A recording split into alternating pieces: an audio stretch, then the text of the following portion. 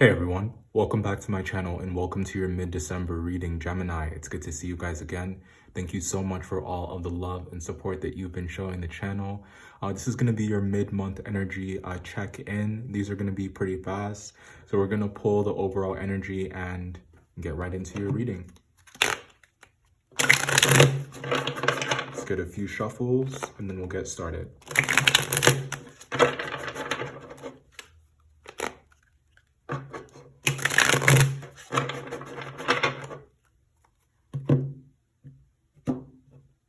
Overall energy for mid-month is the Six of Swords. Gemini, I feel like you guys are trying to find peace of mind. I feel like you guys want to travel. You guys may want to take some kind of trip. I feel like there's something that you have understood. There's something that you have understood most recently, and it's come to you after taking a moment to just marinate on the feeling. I think that there's been something that you guys have been wrestling with internally, and now you want to begin to act. I feel like if things have been chaotic in the mental body, if you've just been kind of in your mind a lot in the first half of the month, I feel like your vision is clear, your mind is clear right now. You guys can see different situations. You guys can see things for what they are. Five of Swords and the Hierophant. You guys could be dealing with a Taurus, or there could be some long-standing commitment that you've realized is a losing game, or is an energy drain, or is an energy sap. There's something that really needs to change within this situation. 5-5 is here, and it's crazy. When the Six of Swords came out, I was just thinking, thank God we're out of that Five of Swords energy, and here it is again. So I just feel like, you could be feeling like you are constantly, just when you think that this Five of Swords energy of competition, this Five of Swords energy of aggression, of mind games has ended, you find yourself back there once again. The Hierophant and the King of Cups. Like I said, you guys could be dealing with a Taurus or a water sign. It could be a Scorpio, or you could just be kind of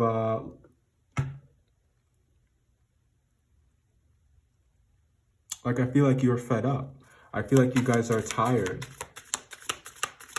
I think that there are some long-standing feelings, there are some long-standing feelings that you guys have had about a certain situation, about a certain setup, that you're just ready to release. You're ready to change. You're ready to see some kind of transformation there. I think that there's a new life that you guys want to live. When it comes to your relationships, when it comes to your bonds, I feel like you guys want them to be less surface level. I think that you guys want them to feel more fulfilling, more rewarding, more mentally and emotionally stable.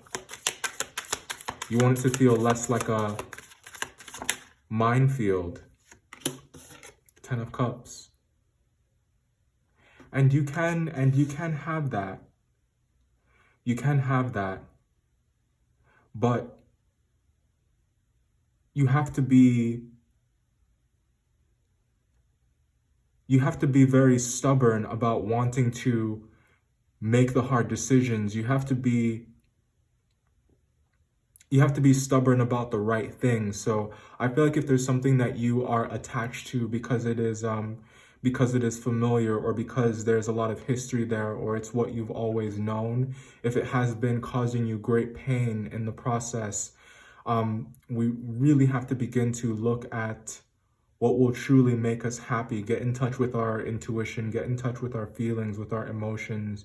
And that is going to be the way that you're going to be able to successfully get out of your mind and get into your heart space and really figure out what is best for you. Logic and reason is all well and good, it's all well and good, and it has its place when it comes to building a stable life for yourself. But if there are feelings here that are bottlenecks that are getting kind of swept under the rug, those have a very nasty habit of building up to the point where it leads to resentment. And I think that that's what's happening here.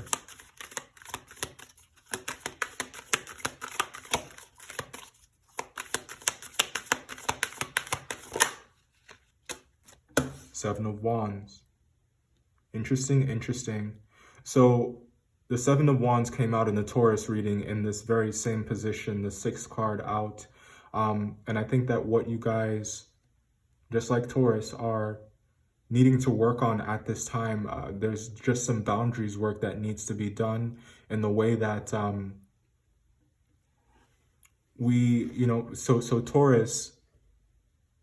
Taurus needs to work on saying no.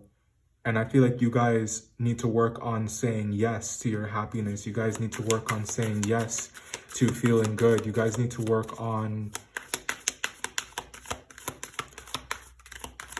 allowing yourself to make the decisions that are going to make the decisions that are good on your emotions. Make the decisions that are emotionally healthy.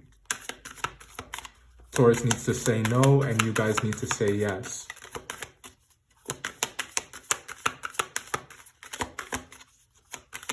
Say yes to your peace of mind. Say yes to change. Say yes to change. And I know it's hard. I know it's hard when something is tried and true. I know when something has gone a certain way for such a long time, it's always worked out. But if that change is positive and you stand to get what you've always really wanted, where's the harm in that? Change becomes good in that way.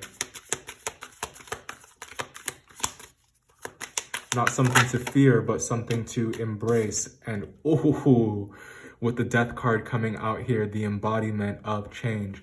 So you guys have the Taurus Scorpio axis in your reading here for mid-month. You could be dealing with a Taurus or a Scorpio.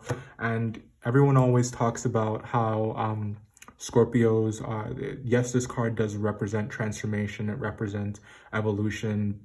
Deaths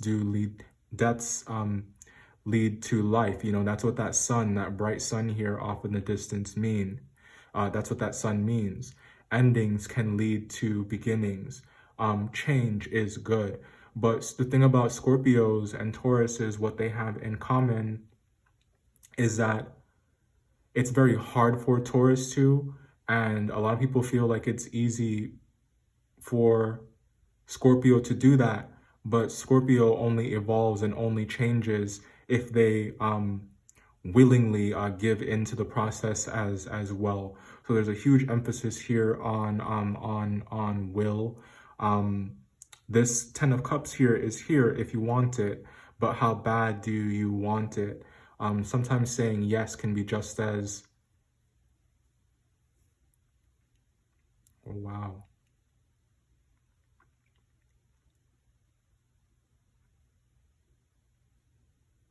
Sometimes saying yes to something can be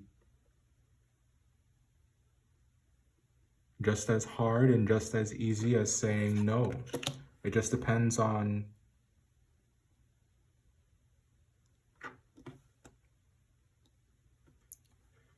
if you're willing to accept that change. It depends on your will. It depends on your willingness to budge, your willingness to accept it.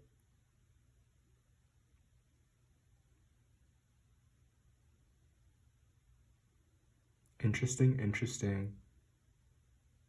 All right.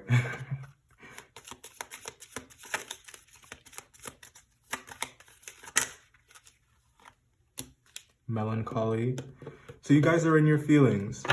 You guys are in your feelings, and I get the sense that, and the wedding card is at the bottom of the deck, so I am kind of getting wedding vibes here. You guys may be attending a wedding or a funeral. If so, my sincerest condolences Um, my sincerest condolences.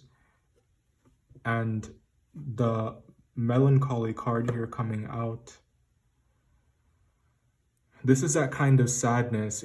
So melancholy is an energetic space that has always been kind of um fascinating to me, because it's a very I feel like there isn't another word that could describe this feeling than melancholy, because it's not like you're sad or like disappointed. It's just kind of like a low feeling that you can't really put your finger on. And I feel like this space may be something that is either very unfamiliar to you because of, I get the sense that there's some uncharted territory here, or it's an energetic space that you guys know all too well and you want to transition out of this. So, however the case may be, I hope this is making sense. You are, yes, needing to listen to those feelings. Listen to those feelings. Don't ignore them and just wait for them to pass by. I feel like that is such a waste. What are they telling you about your experience? What are they telling you about what you guys actually truly want? Listen to them and use that. Use that to make decision. Let that be your guide, rather than all of the mental movie making here that is preventing you from stepping into the happy life that you could have. Not to say that, you don't already have that, but I just feel like there's something that you guys want, but it's being ignored. All right, that was your energy update for December. You guys know the answer. You guys know the answer, but bravery is required. I hope that you guys enjoyed this. I hope that this helped. Don't forget to like and subscribe if you enjoyed this, and I will see you in January for your reading then. Bye.